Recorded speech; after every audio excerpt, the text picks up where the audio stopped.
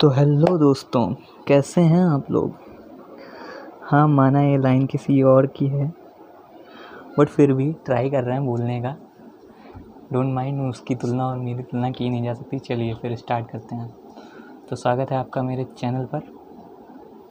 तो आपको हम लेके जाएंगे अपनी एक नई दुनिया, जिसको आप लोग कहते हैं कोडिंग। सो कोडिंग की दुनिया में ले जाने से पहले आपको कोडिंग के बारे में तो पता चल जाए। तो चलिए कोडिंग के बारे में पता करते हैं। तो चलिए स्टार्ट करते हैं। बेसिकली हम लोग यहाँ पे अपना, मैं स्टूडेंट हूँ तो मैं अपना एक्सपीरियंस शेयर करूँगा। जैसे मैं प्रोग्रामिंग में हूँ तो वैसे वैसे आपको भी थोड़ा थोड़ा बताता जाऊँगा। चलिए बताते हैं, स्टार्ट करते हैं। आपका बेसिकली मोटिव यही है कि आप लोगों को भी प्रोग्रामिंग की दुनिया से रूबरू कराया जाए। काफ़ी सोशल साइट हैं, आप लोग रूबरू भी होंगे। चलिए स्टार्ट करते हैं। What is programming? प्रोग्रामिंग क्या होती है? अब जैसे प्रोग्रामिंग, अब हम लोग हैं अपने दोस्त से, जैसे हम लोगों ने कह दिया चल भाई मेरा ये काम कर दे, रिक्वेस्ट करके भी कह दिया, मुँह से कह दिया, ठीक है। तो अब वो दोस्त तो भाई मेरा काम कर देगा, चल भाई हो गया, ओके, उसने कर दिया काम। अब कंप्यूटर तो अपना दोस्त है नहीं ऐसा ना। कंप्यूटर हम लोगों की बातें समझेगा कि कंप्यूटर सामने कहा भाई मेरा ये काम कर दे, तो कंप्यूटर तो कहेगा क्या, उसको तो कुछ समझ में आया नहीं। वो तो बेसिकली ये समझेगा ना कि मतलब तुमको तो समझ सकते हो आप लोग। कंप्यूटर एक इलेक्ट्रॉनिक डिवाइस है, वैसे भी वो हम लोगों की भाषा नहीं समझती, ह्यूमन लैंग्वेज से बाहर है। तो कंप्यूटर क्या समझता है? कंप्यूटर सिर्फ बाइनरी 0 और 1 की भाषा। हाँ, तो बाइनरी लैंग्वेज क्या होती है? बाइनरी लैंग्वेज होती है 0 और 1 की भाषा में। अगर हम 0 और 1 की भाषा में अगर हम कोड करने बैठेंगे किसी, तो भाई वो मुश्किल होता है थोड़ा। समझते हो आप लोग? 0 और 1 की भाषा में आपको कितनी कोडिंग आती होगी, क्या कैसे प्रिंट करना है, हेलो प्रिंट करना है। अगर आपको कोई चीज़ बनानी है तो कैसे बनाओगे? तो 0 और 1 की भाषा हम लोगों को तो आती नहीं है। तो इसके लिए हम लोग बेसिकली यूज़ करते हैं कंपाइलर। कंपाइलर क्या होते हैं? कंपाइलर होते हैं हम लोगों के हाई लेवल लैंग्वेज जैसे हम लोग जो बोलते हैं या जो टाइप करते हैं कंप्यूटर में, तो वो कंप्यूटर को लो लेवल लैंग्वेज में कन्वर्ट कर देता है। लो लेवल लैंग्वेज में जैसे मान लो आप लोगों की 0 और 1 की भाषा में, बाइनरी लैंग्वेज में आप समझ लो, तो जिससे कंप्यूटर अंडरस्टैंड कर लेता है। अब आपने हाई लेवल लैंग्वेज लिखी, इंग्लिश में लिखा है, हिंदी में, जो भी आप टाइपिंग बेसिकली इंग्लिश में होती है, उसमें कोई बात ही नहीं है। तो कंप्यूटर को अपने इंग्लिश में दिए इंस्ट्रक्शन, अब वो तो कह देगा क्या है। बट आप जब उसके बाद कंपाइलर का यूज़ करते हैं, सॉल्यूशन क्या होता है? जैसे कंपाइलर में मान लो आपने, कंपाइलर्स क्या होते हैं? पहले तो कंपाइलर होते हैं जो हम लोग की हाई लेवल लैंग्वेज को लो लेवल लैंग्वेज कन्वर्ट कर देते हैं। लो तो बेसिकली कंपाइलर होते हैं, जैसे मान लो आजकल चले हैं जावा, C++, सी, पाइथन, आप लोग जानते होंगे। नहीं जानते तो मैं बता दे रहा हूँ, कोई दिक्कत नहीं उसमें। तो सी और C++, जैसे हम लोगों ने कोडिंग स्टार्ट करी, तो हम लोगों ने उसमें मशीन लैंग्वेज डाली। मशीन लैंग्वेज कंप्यूटर समझेगा, क्योंकि मशीन लैंग्वेज बट हम लोगों को तो नहीं आती ना, बट उसमें हम लोगों ने अपनी लैंग्वेज डाली, हाई लेवल लैंग्वेज या असेंबली लैंग्वेज डाली, तो वो कन्वर्ट कर देता है कंप्यूटर में जाते हैं। उसके बाद कंपाइलर उसको इंटरप्रेट क्या कहते हैं उसको, कन्वर्ट करके, इंटरप्रेटर अलग अलग चीज़ है, उसके बारे में हम लोग बाद में जानेंगे। कंपाइलर को कन्वर्ट करके अपना आउटपुट दे देता है। उसके बाद कंप्यूटर वो समझ जाता है वो लैंग्वेज को, और कंप्यूटर फिर उसके बाद आउटपुट दे देता है। आउटपुट देने के बाद फिर वो कंपाइलर हम लोगों की लैंग्वेज में कन्वर्ट करके हम लोगों को प्रिंट आउट निकाल के दे देता है, ताकि हम लोग भी अंडरस्टैंड कर पाए।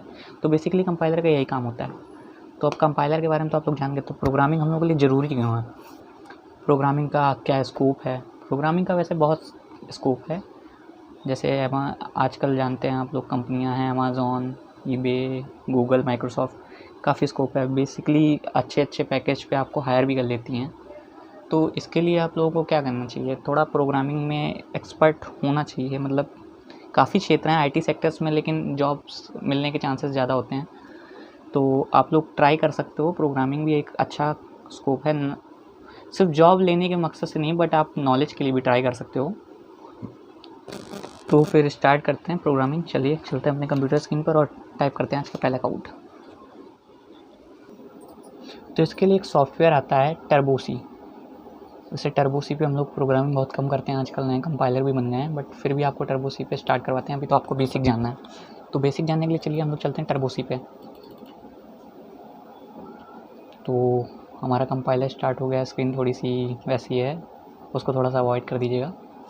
तो चलिए यहाँ पे हम लोग आते हैं न्यू पे। हम लोग को जैसे न्यू कोडिंग करनी है, तो चलिए आप पुरानी होती है तो दोबारा से न्यू पे आते हैं। तो स्टार्ट करने के लिए पहले क्या होता है? पहले हम लोग करते हैं हैशटैग इंक्लूड, है ना। तो अब हम लोग करेंगे, रुक जाइए, स्क्रीन पे शायद आ नहीं रहा है, 1 सेकेंड। तो देखिए फर्स्ट वीडियो है मेरी, थोड़ा सा अवॉइड कर दीजिएगा ये सब चीज़ें। तो चलिए स्टार्ट करते हैं। तो stdio.h, तो व्हाट इज़ stdio.h, इसके बारे में हम लोग बाद में बात करते हैं। चलिए अब हम लोग अगली लाइन लिखेंगे #include।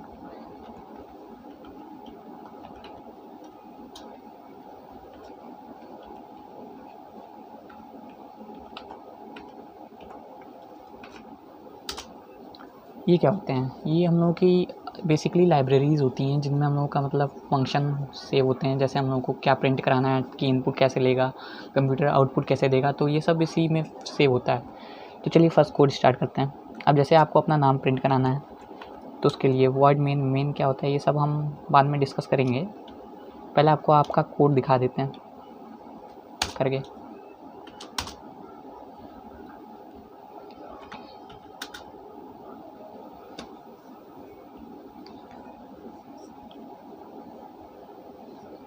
देखिए प्रोग्रामिंग करने के तरीके बहुत होते हैं, अगर आप लोग ट्राई करेंगे तो बहुत तरीके मिल जाएंगे। जैसे इंट नेम करके भी आप कर सकते हैं, सिंपली आप कर सकते हैं। जैसे आपको प्रिंट कराना है हेलो वर्ड, तो आपने प्रिंट कर दिया है प्रिंट ऑफ, ठीक है, और डाल दिए ये सेमीकोलन, उसके बाद लिख दिया हेलो वर्ड,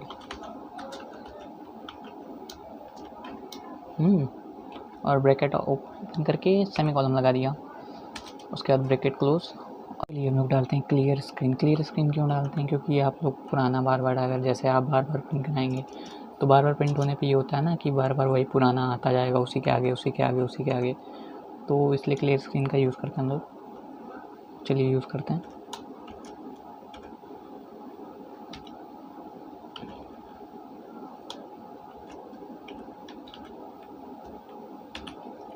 अब उसके बाद हेलो वर्ड तो उन्होंने लिख दिया है। उसके बाद अब ये विंडो होल्ड नहीं करता है टर्बो से, उसके लिए हम लोग लगाते हैं गेट ch, जिससे हम लोग की विंडो होल्ड हो जाती है, सॉरी।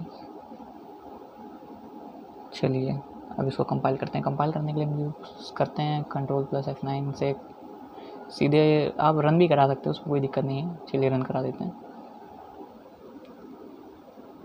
ये देखिए आपका प्रिंट तो हो रहा है लेकिन मेरी स्क्रीन नहीं आ रहा।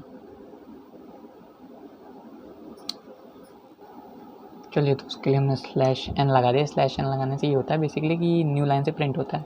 चलिए आप कोड को कंपाइल करके आपको दिखाते हैं प्रिंट हुआ कि नहीं हुआ। ये देखिए हम लोग का प्रिंट हो गया हेलो वर्ड। अब इसके आगे हम लोग कुछ भी चाहें तो वो भी प्रिंट कर सकते हैं, जैसे लिख दिया hello word,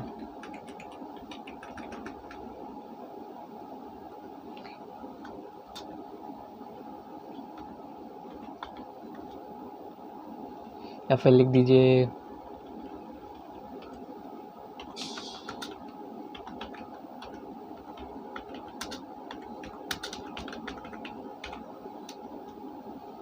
please subscribe my channel. चलिए देखते हैं। ये देखिए प्रिंट हो गया। 1 मिनट ज़रा सा फोकस हो जाए। ये देखिए प्रिंट हो गया है। चलिए वो थोड़ी सी लाइट की वजह से हो रहा है ऐसा। चलिए फिर स्टार्ट करते हैं कोडिंग।